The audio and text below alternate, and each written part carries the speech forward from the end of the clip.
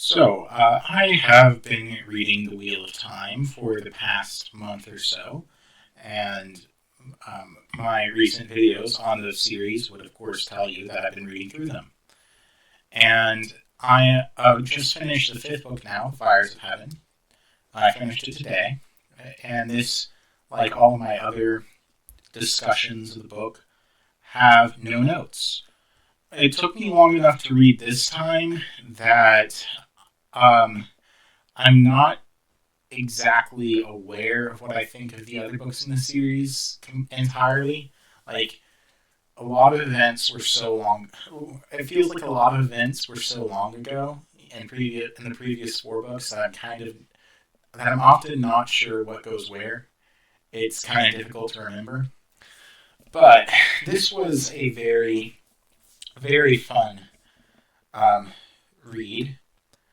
I'm I'm pretty sure it's not my favorite. I think that would still be The Dragon Reborn. Um, but it was definitely just it was a great book.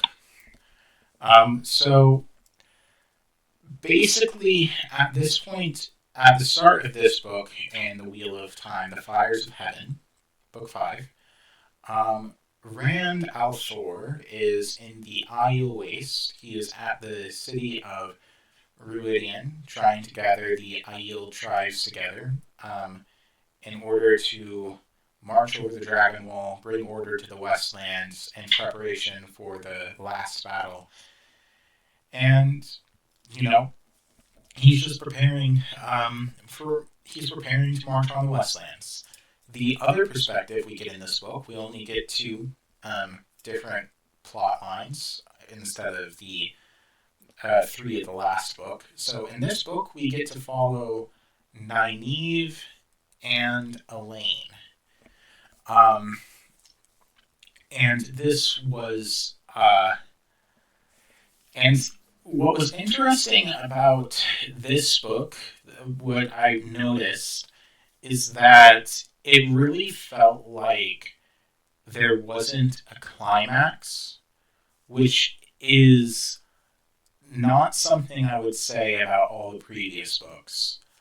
I would say that the I would say that in all of the from in the first three books there was one climax in each volume because everyone would split apart and come together at the end in the first three books.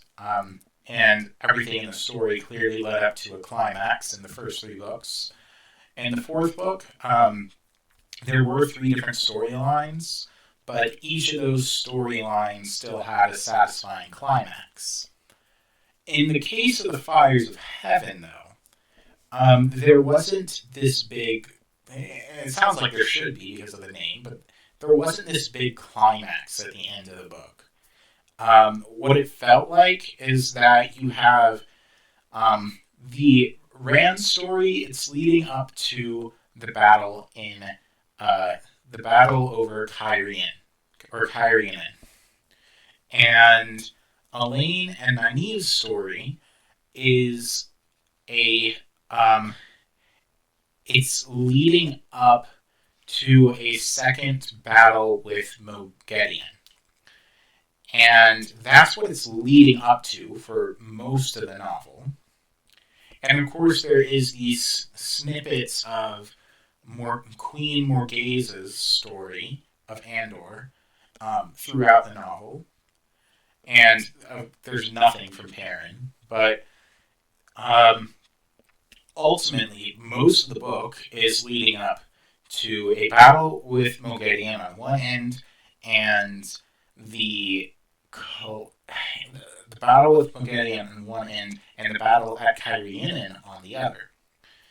And what happens is that Nynaeve and Elaine are somehow able to dodge the battle with Moghedien and get to the Aes Sedai who have been exiled from the tower, whereas Rand, Mat, and the others win the battle at Cairhien. And by that point, you're about 90% of the way through the book. But there's still a little bit left.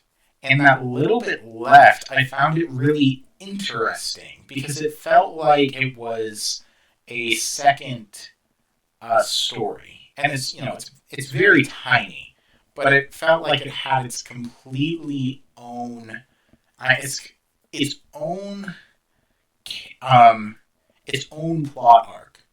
It felt like the novel had this one plot arc that happened for most of the book. It peaked, and then there was some falling action, but then a new force comes in, causes the action to quickly rise, and you just have this second story attached to the end. I'm pointing this out not as a criticism necessarily. I didn't dislike this fact about how the book is structured.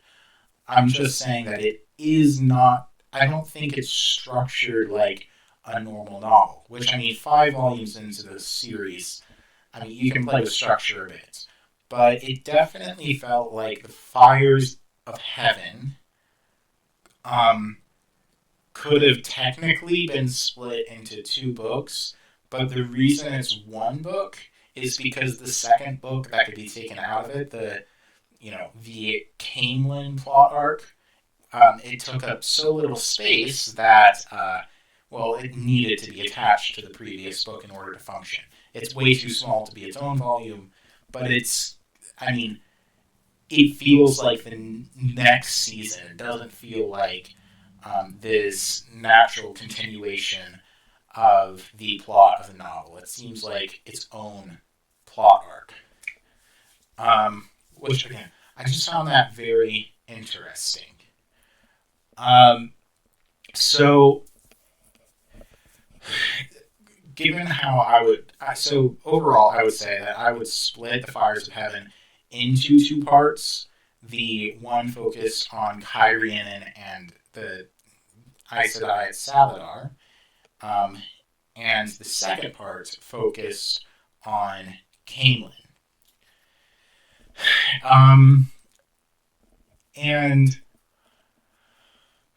Whenever it comes down to it, I think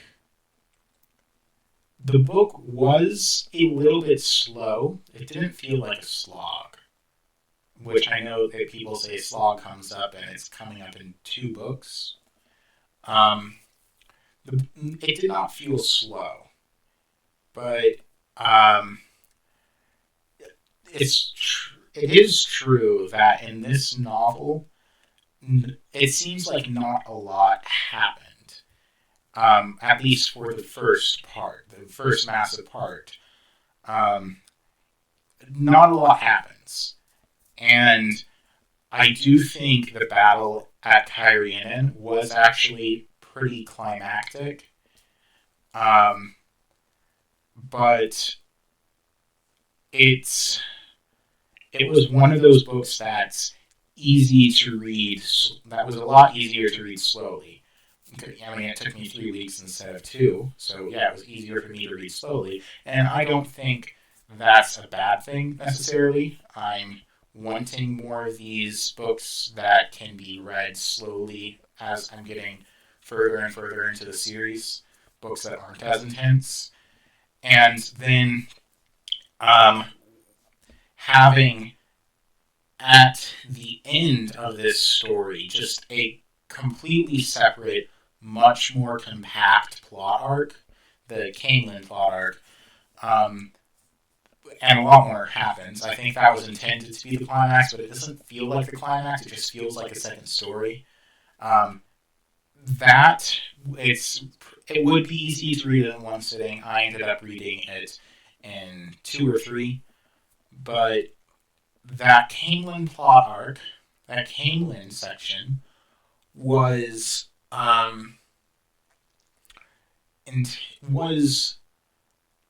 very much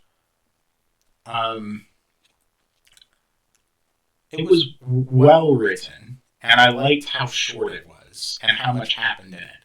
3 Forsaken just died in in this little span of time. So a lot of Forsaken are the first 2 books you're facing one of the Forsaken. I Does Lanfear get involved in the second book? Or yeah, Lanfear does get involved. So in the first 2 books, you deal with 2 Forsaken, and they seem like pretty insurmountable foes for the first 2 books, and then you get to book 3, and 2 of them just die. Then you get to book 4, and 2 more of them get beaten, but don't die. And now you get to book 5, and 3 of them die. These Forsaken are dropping like flies. And it's just, it just gives me a sense that, the most powerful Forsaken are almost all already dead. I mean, I guess Agenor and maybe someone else died in the first book. But, quite a few of the Forsaken are already dead.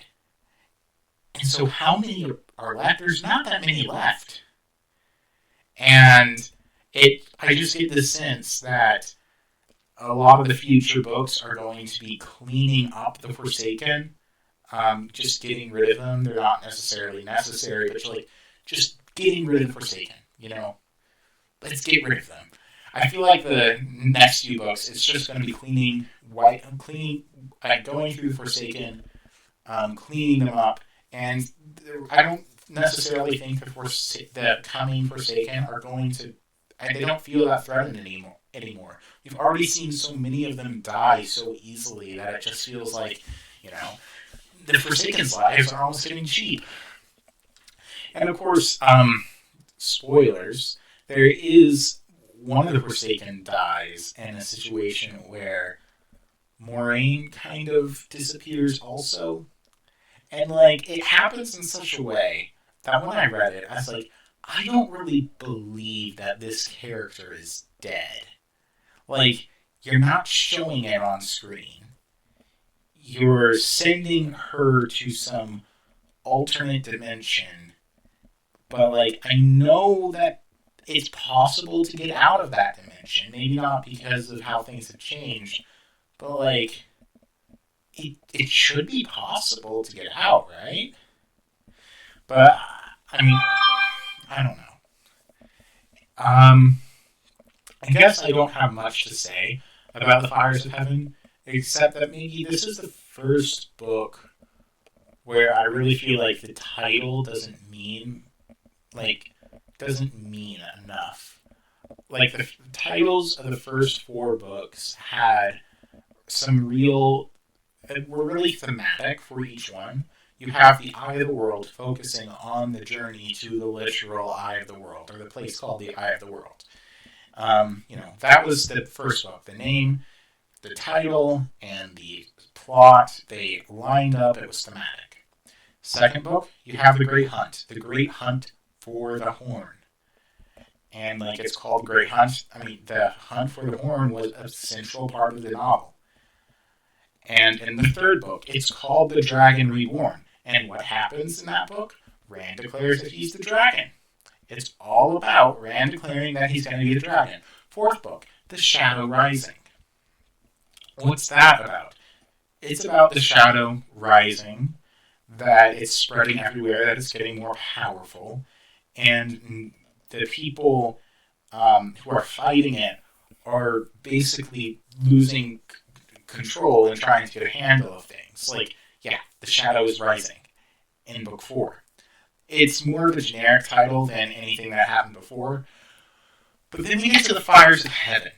And what I found funny is that whenever I was in the middle of the book, I thought the title was The Lord of Chaos for some reason. Because I was like, this world is getting very chaotic. I feel like this book is called The Lord of Chaos. I wonder what the Fires of Heaven is like. And then I looked at the front cover and it's like, oh, this book is called The Fires of Heaven. I wonder what the Lord of Chaos is like. Because I don't know how things are going to get more chaotic than the fires of heaven. And I was just like, huh. Yeah, that's an interesting title choice. Because, like, what does the fires of heaven even refer to? Does it refer to Balefire? I mean, we've already seen Balefire before, and it gets used a few times in the climax, but it's not that big of a deal. Does it refer to Rand using his channeling as a weapon? And, I mean, Egwene and Aviendha, they used lightning. They didn't rain down fire from heaven. And Rand, he didn't rain down fire from heaven. The fire literally exploded out of the ground. What's the fires of heaven? And whether or not it's Balefire or something else, it's just like, this book is the first one where I say it has, like, it's badly named. What in the world is this fires of heaven nonsense? What are we talking about? There is no fires of heaven in the fires of heaven. Like, all of the other titles meant something before, and this is just like, okay, like, yeah, channeling gets used as a weapon. I mean, yeah, channeling gets used as a weapon for, like, the first time in forever, except for, all the other people who have no qualms about using it as a weapon. But, like, it feels like, what is it? What is the point of calling this book The Fires of Heaven? I don't get it. Maybe the last thing I'd say is, like, I really appreciate how the channeling, how the insanity is growing in Rand. Because at this point, it's like, for all of the previous books, I felt like I had a hard time telling whether or not he was going insane. And I liked that because I think if Rand was going insane, he would also have a hard time determining whether or not he's going insane. And in this case, it's like, yeah, I can tell Rand is going insane, but so can Rand. But also, what is this weird voice thing? Because I know he's the Dragon Reborn. He's claiming to be Lews, and his voice is like saying that it's Lews Therin, and it has knowledge that no one else does. So maybe it is the voice of Lews Therin. And so if it is this the taint of madness, or is there something else? And if there is something else, do we have to worry about it? Yeah. Basically. So, I think that is so far my shortest review of A Wheel of Time book, though I think in previous videos I've reviewed 2 at the same time. This time I'm only talking about 1, and next time I'll be talking about The Lord of Chaos. Yeah.